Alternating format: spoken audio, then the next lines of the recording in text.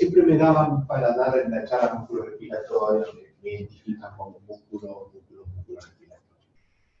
Y en la práctica, nosotros lo pensamos de una manera un poco más integral, es decir, metiendo el concepto de los generadores, los que mueven a los músculos respiratorios, que es los centros respiratorios, y eso se engloba dentro del concepto de bomba respiratoria. ¿De acuerdo? Bomba respiratoria. Entonces, yo lo que voy a pasar ahora es un resumen de cómo fue evolucionando alguna de estas ideas. Lo que primero hay que tener claro que la función de la bomba respiratoria es una función de carácter, digamos, homeostática, en el sentido de que la finalidad primera y última es mantener la PCO2 normal, estrechos márgenes, porque eso tiene que ver con la regulación ácido-base y con todo lo que es el medio interno. Hay ocasiones, yo dije primera y última, no necesariamente última, esto se puede perder, esta prioridad. Se puede perder, por ejemplo, en pos de no tener disnea. Entonces es preferible estar hipercápnico y no tener disnea. Eso es un tema bastante complejo, pero básicamente los centros respiratorios y los músculos, la bomba respiratoria, intenta hacer una especie de equilibrio entre hasta cuánto conviene mantener PCO2 normal y hasta cuándo, bueno, la PCO2 ya no importa, lo que importa es otro tipo de cosas. ¿Estamos? Entonces esto conecta mucho con lo que es la disnea. Una cosa interesante de la PCO2, es una de las obsesiones de la PCO2, es que es la única prueba que permanece, o el único valor fisiológico que permanece constante durante toda la vida. Las personas mayores de 80 años no tienen 50 PCO2. No hay una ecuación que concilie edad con PCO2. Y los chicos tienen la misma PCO2 que nosotros. El FeB no cambia, las proporciones cambian, la capacidad pulmonar, la DLCO, todo cambia con la edad y con el sexo, excepto la PCO2. Entonces, dado que es necesario mantenerla de manera muy estricta, ¿no? Cuando hay una desviación sostenida de la PCO2, hay que interpretarlo como una grave alteración de la homeostasis. Es decir, el organismo, los sistemas homeostáticos fracasan y por algún motivo hay hipercapnia, que puede ser hasta un punto adaptativa y hasta un punto que todo fue sobrepasado y ya no es adaptativo de nada. ¿Está claro? Entonces, la manera simple de analizar la PCO2 es en esta ecuación, que uno diría, bueno, esta ecuación es muy difícil. Una ecuación uno piensa que bueno, hay que sacar el calculito para tener el valor, ¿verdad? En realidad la ventilación alveolar es tremendamente difícil de medir en la práctica clínica porque necesita la determinación del espacio muerto que no siempre se tiene. Y la producción de CO2, que es el numerador, también, ¿cómo se hace la producción de CO2 si uno no tiene un metabolímetro? ¿De acuerdo? O un dental track, o un medical cannabis, un aparato de ejercicio, o la marca que sea. Lo único que se puede medir ahí directamente es la PCO2, con determinación de gas de sangre arterial. Pero esta fórmula, que es una de las 4 fórmulas más importantes de la fisiología respiratoria, tiene más que la relación cuantitativa de obtener un número, el concepto de que la PCO2 es inversamente proporcional a la ventilación alveolar. Cuando la ventilación alveolar cae a la mitad, la PCO2 se duplica, con ventilación, con VCO2, digo, constante. Eso es un concepto importante. O sea, cuando ustedes tienen hipercapnia, aumentó la PCO2, la VO2 y bajó la ventilación alveolar. A su vez, la ventilación alveolar tiene muchos componentes. Si hacemos la fórmula más compleja sería esta, TTI, presión inspiratoria. Esto tiene que ver con la presión inspiratoria, con la carga, ¿verdad? Pi, ¿no? Presión interpretada, si quieren, ¿no? Presión inspiratoria, inversamente. Espacio muerto, ciertos valores de carga, en fin. La fórmula es un poco más compleja, pero si uno se queda con la de arriba, es más que suficiente.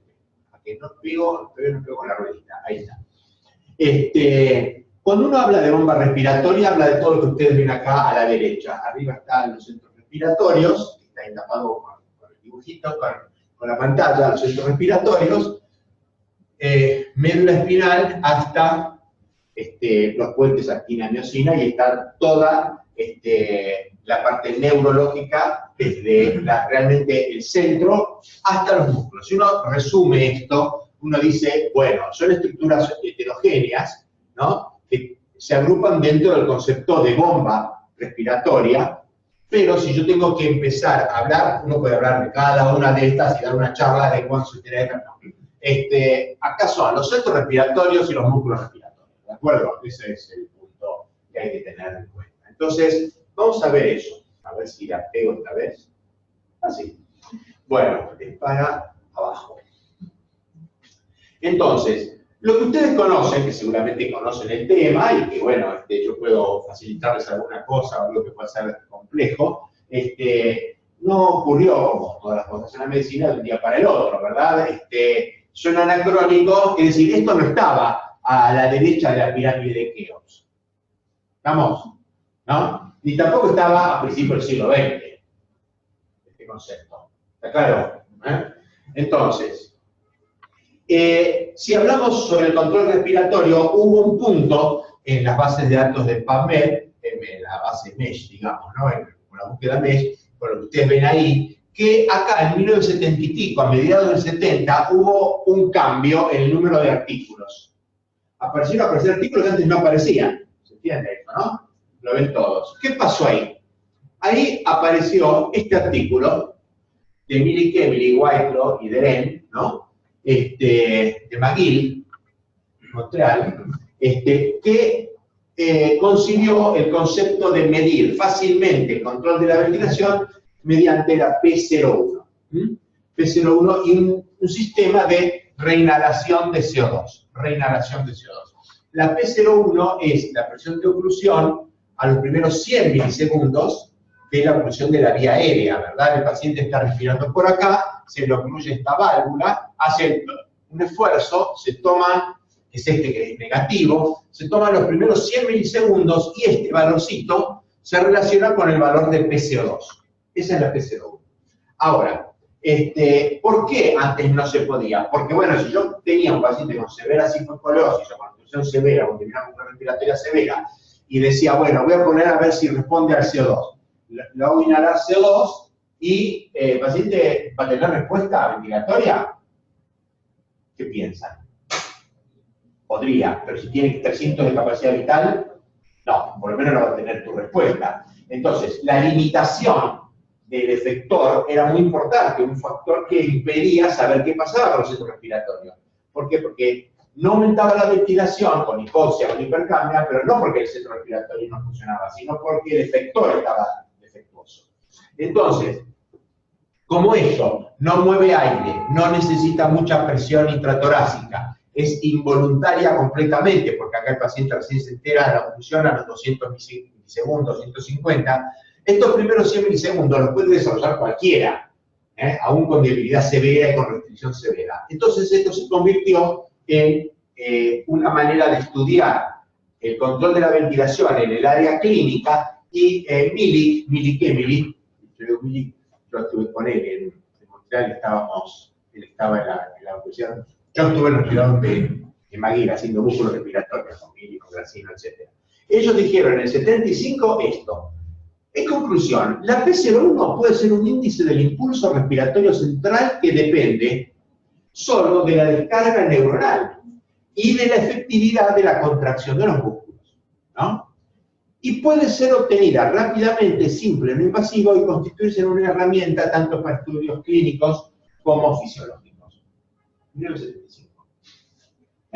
Ahí empezó todo desde el punto de vista del control de la ventilación en pacientes, porque ya en normales había algo, pero con esta limitación.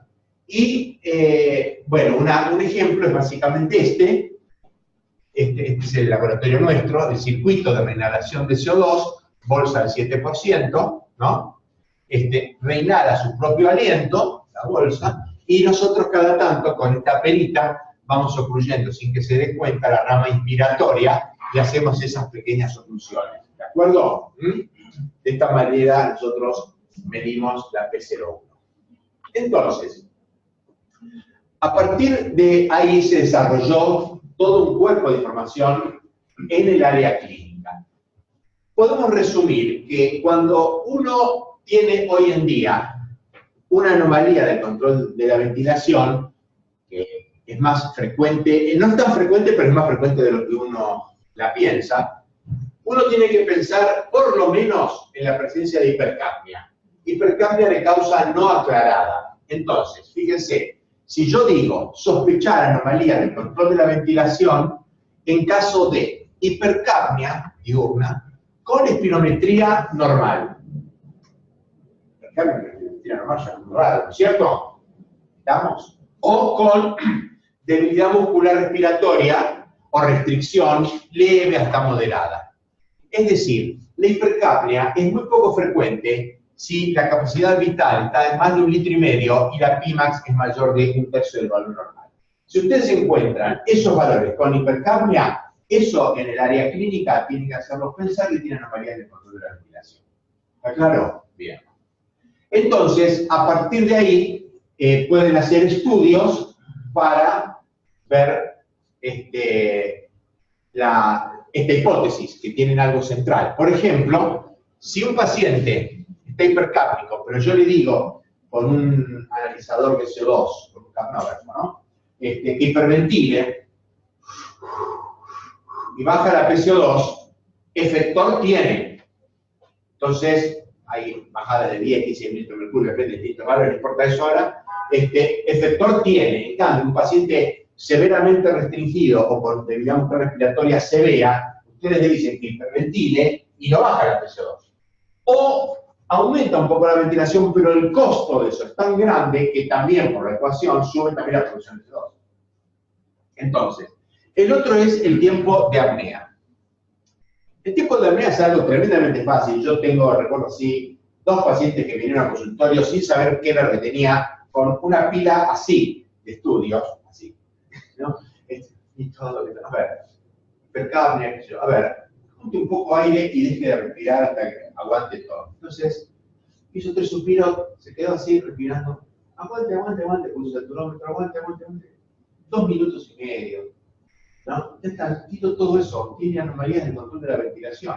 Nadie aguanta 3 minutos, 2 minutos, como vamos a hablar de unos pacientes. ¿Entienden? Entonces, la idea del tiempo de apnea voluntaria, que cualquiera de nosotros no supera los 2 minutos, con suerte, 90 segundos más o menos, estamos, y el promedio es 40 segundos, ¿no? 40 segundos es el promedio de la población. Nosotros estamos haciendo esos valores. Si es prolongado, digamos, si uno le pone valor predictivo positivo, es muy seguro que haya anomalías centrales. Por ejemplo, si no es buzo de apnea, eventualmente nadador, si no pesca perlas en el Pacífico, ¿de acuerdo? Que tienen tiempo de apnea de 8 minutos, bueno, si no tienen esas características, seguro que tienen anomalías centrales.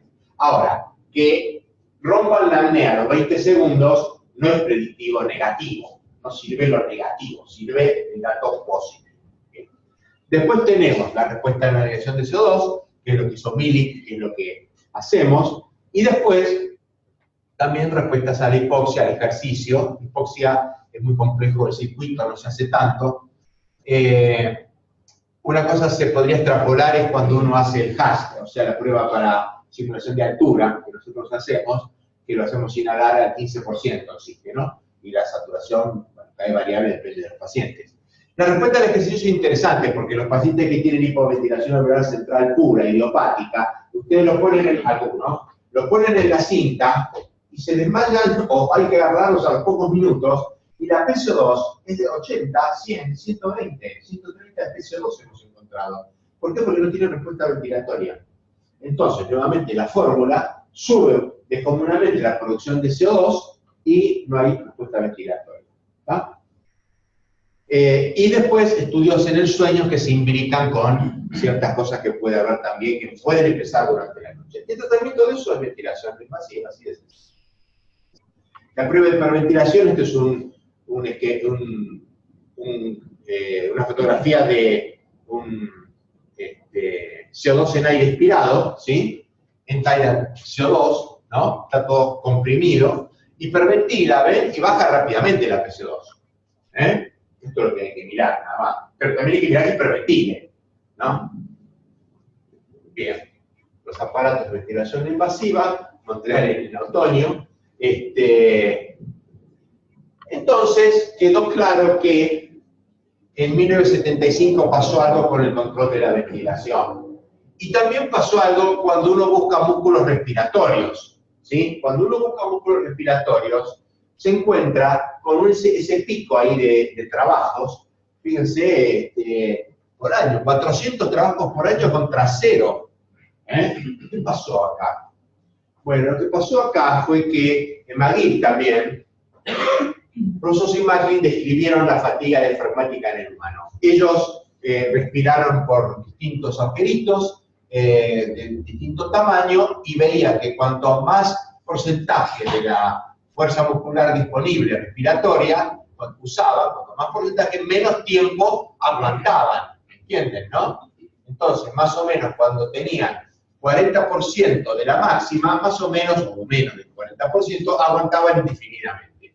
Entonces, ellos dijeron, bueno, parece que acá, cuando uno respira con altas cargas, en proporción a la máxima que pueden hacer, el paciente, o el sujeto normal, se fatiga, se saca la boquilla, y hay aparte signos objetivos, electromiográficos de fatiga diafragmática. Este trabajo, por suerte, fue hecho en 1975 y no podía haber sido hecho porque fue hecho con 3 sujetos, de los cuales 2 eran los autores de trabajo, ¿no? Entonces, afortunadamente, en ese momento no existía la medicina basada en evidencia. Pero Rosos y McGill dijeron, cuando el consumo de energía de los músculos respiratorios excede el nivel crítico, se desarrolla fatiga, o puede desarrollar fatiga. Y dice, esto puede ser un mecanismo de insuficiencia respiratoria en una variedad de enfermedades pulmonares. 1975. Perdón. Hasta ese momento no quedaba claro esto. Entonces, después vino toda la explosión de trabajos donde se estudiaron todos estos aspectos, de los cuales interesa el concepto carga versus capacidad, límite de función, y algunas cosas de bases moleculares, y el pasaje de esto a pacientes en terapia intensiva, ¿no? Bien. Entonces, para 1982, ya en el New England, Rosos y McGill, con todo el cuerpo de información que había, dijeron, bueno, hay 2 tipos de insuficiencia respiratoria, la insuficiencia pulmonar y la insuficiencia de la bomba. Esta se caracteriza por hipoxemia y esta se manifiesta o se caracteriza por hipercapnia. Este es el esquema clásico que nosotros conocemos cuando hoy en día cualquier alumno o residente estudia insuficiencia respiratoria tipo 1, tipo 2, hipercapnia hipoxémica. Bueno, se llegó a esto a partir de 1975. ¿De acuerdo? Bien. El concepto de límite es importante, el de límite de función de la bomba respiratoria. Ustedes acá tienen, este es el famoso diagrama de Bellmar y Grassino de 1982. Ustedes acá tienen la presión transdiafragmática en relación a la máxima, ¿verdad? Y este es el TIT todo, que todos conocen, ¿verdad? Tiempo inspiratorio dividido tiempo total, ¿no?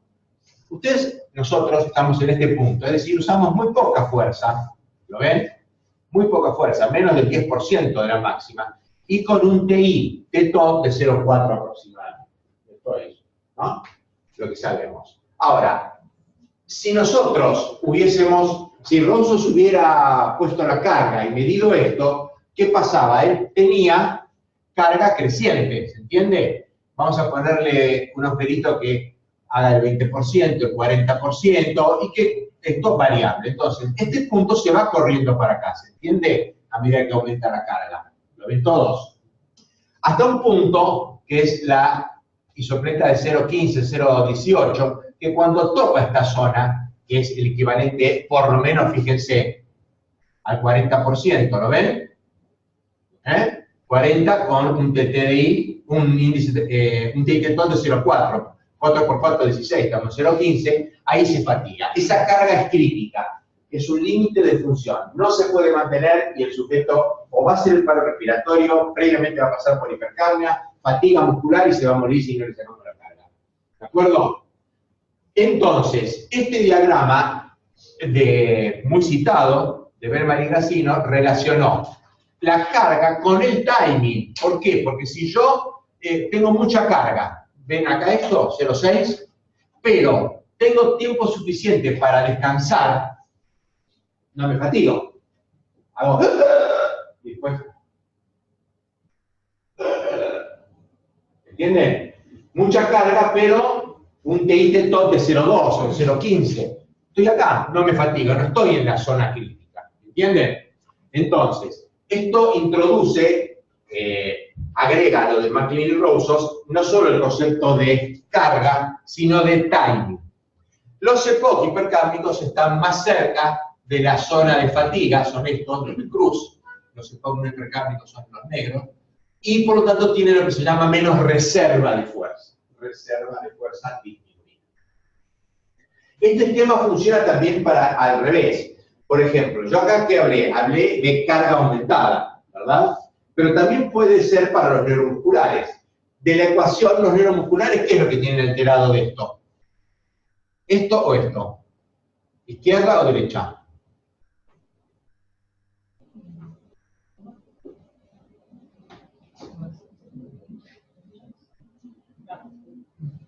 ¿Qué piensan? No pueden hacer una respiración completa. ¿Cómo? No pueden hacer un esfuerzo completo. De acuerdo, pero esta es la presión transformática máxima. Si quieres acá poner la Pimax, ¿no? Y esta es la fuerza que realmente están haciendo.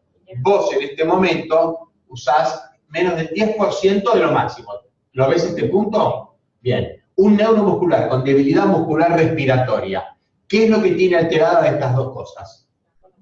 La máxima. Entonces, si vos seguís respirando un poquitito, pero tenés menos reserva, igual el punto se te corre para acá. ¿No es cierto? Si vos tenés en vez de 7 Pimax, tenés 50 y usás 10, 50 ya la relación es más. Y si en vez de tener 50 tenés 20, pero seguís usando 10, ya es el 50%. Estás mal, ¿entiendes? Entonces esto funciona tanto para la carga aumentada o para disminución de la capacidad. ¿Entiendes?